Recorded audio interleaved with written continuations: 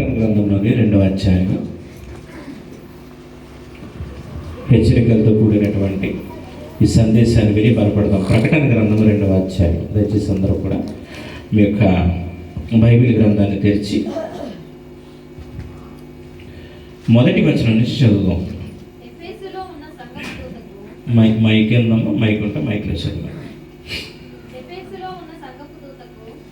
ఎఫెసులో ఉన్న సంఘపు దూతకు నేను చదివేస్తానండి. ఎఫెసులో ఉన్న సంఘపు దూతకు ఇలాగు వ్రాయము, 7 నక్షత్రములు తన కుడి చేత పట్టుకుని 7 దీపస్తంభముల మధ్య సంచరించేవాడు చెప్పు సంగతులు ఏమనగా, నీ క్రియలను, నీ కష్టమును, నీ సహనమును నేను ఎరుగుదును. దేవుడి రోజు సంఘముతో మాట్లాడుతున్నాడు. ఇక్కడ కూర్చున్న మనమందరం ఆయా సంఘాల నుంచి వచ్చిన వారమే.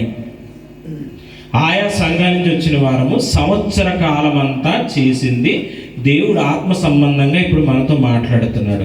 నీ క్రియలు తెలుసు, నీ కష్టం తెలుసు, నీ సహనము తెలుసు, నీవు దుష్టులు సహింపవనియు, అపోస్తులు కాకే అపోస్తులను చెప్పుకుని వారిని పరీక్షించి వారు అబద్ధికులని నీవు కనుగొంటివనియు, నీ సహనము కలిగి నా నామము నిమిత్తము భారం భరించ అలయలేదనియు నేను ఎరుగుదును అన్నాడు. అంటే సంఘం ఎలా ఉందంటే, పర్టికులర్గా ఇక్కడ ఉన్న మనందరం ఎలా ఉన్నామంటే, లేఖనాల పరిశోధన అంటాం, దైవవాక్య పరిశీలన అంటాం, వార్షికోత్సవ ఆరాధన అంటున్నాం, క్రిస్మస్ ఆరాధన అంటున్నాం. రకరకాల ఉద్దేశాలతో వాక్యాన్ని మనం ప్రకటించాలనే ఉద్దేశంతో మనం ముందుంటున్నాం. అవునా కదా? అవును. ఎంతో వ్యయ ప్రయాసాలతో కష్టపడుతున్న ప్రభు అంటున్నాడు, ఈ కష్టాన్ని చూశాను, మీరు పడే శ్రమను